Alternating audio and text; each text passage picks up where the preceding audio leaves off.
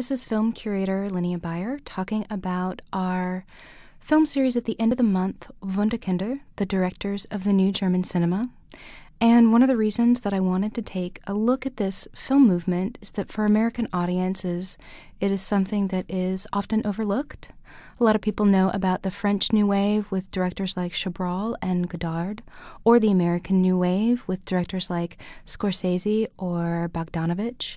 But when people think of German cinema, a lot of times they think of Das Boot or maybe Run Lola Run, but they aren't really aware of the rich history that the cinema has in that country. And so, and looking at the New Wave, it really is important because it is a renaissance for the German cinema. The German cinema was probably at the top of its game during the Weimar period in the 1920s, especially with expressionistic cinema from directors like Fritz Lang or Murnau. And after World War II began, a lot of those directors left Germany and immigrated to America. And during World War II, the cinema was appropriated for propagandist means. After World War II, the cinema in Germany was dismantled.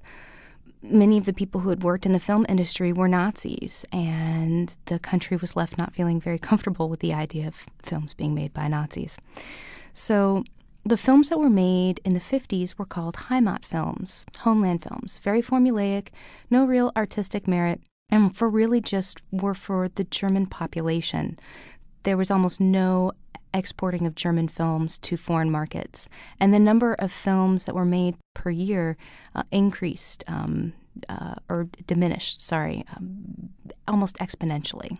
In the early 60s, a lot of young filmmakers were making shorts and wanted to reclaim German cinema. And so in 1962, they held a festival in Oberhausen and signed the Oberhausen Manifesto, stating that the old cinema is dead, we need a new one. And they proclaimed that the makers of shorts, while educational, needed a means to make films that were entertaining, that had artistic merit.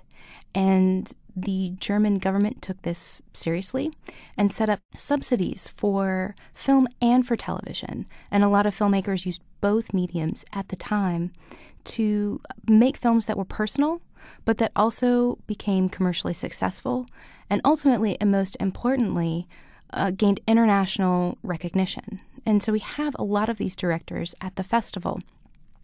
There's Wim Wenders, kind of the existentialist of the bunch, who was really obsessed with the idea of the Americanization of Germany and used a lot of American influence, put that into his films, particularly American music. We'll be screening his film Wings of Desire on Tuesday, and it looks at the divide in Berlin, and it is one of the most beautifully shot films ever made. The world of the angels is all shot in black and white, and the world of the humans is in color, and then eventually the two collide. It's a really wonderful romantic film. Then we're also showing two films that kind of reference the expressionistic cinema of the 1920s, kind of homages. The first is The Last Revenge, which is a very weird cult film that harkens back to the great film The Cabinet of Dr. Caligari. And then we're also showing Werner Herzog's homage to Murnau's Nosferatu.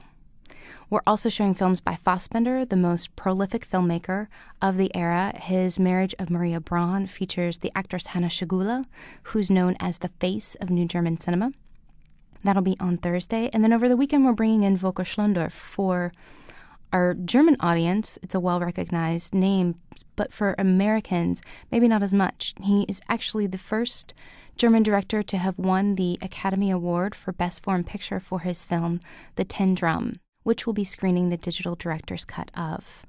Like so many of his other films, it's based on a novel, and this particular film is a parable of the rise of Nazism in Germany, and it features a little boy who, at the age of 3, decides literally and figuratively that he doesn't want to grow up, and he protests the violence in the world that he's born into by not growing up and by banging on his tin drum. We're also looking at the world of children and how it is a parable against the rise of Nazism and the apathy that was prevalent in Germany by screening a film called Young Torlis, which was Volker Schondorf's first film.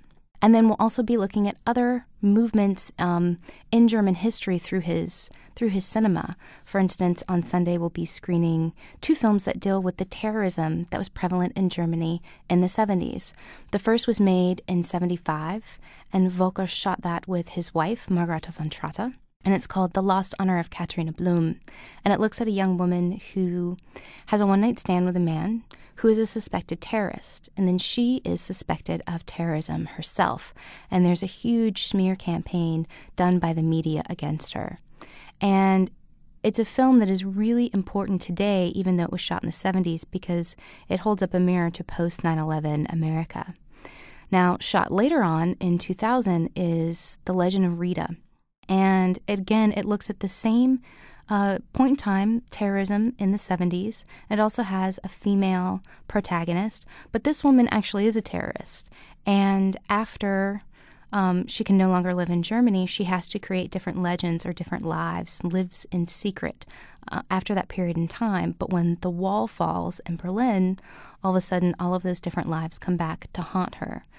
And of course, it's interesting because it looks at that period in time, but it's also made well after that in 2000. And one of the things that happens with New German cinema is that the directors began to leave, like they did in the 20s, and make films in America. But they eventually returned to Germany, like Volker did, to make films like The Legend of Rita. And looking at that period where the directors leave to make films in America, we're also screening Volker's film, The Handmaid's Tale, which was partially shot at Duke in North Carolina. And that is a science fiction film that's also based off of a book, the Margaret Atwood novel, that looks at a world where the majority of the people can't have children. And so the few women who can are rounded up and made into handmaids. And again, is another political look at the world through a parable, through the film Parable.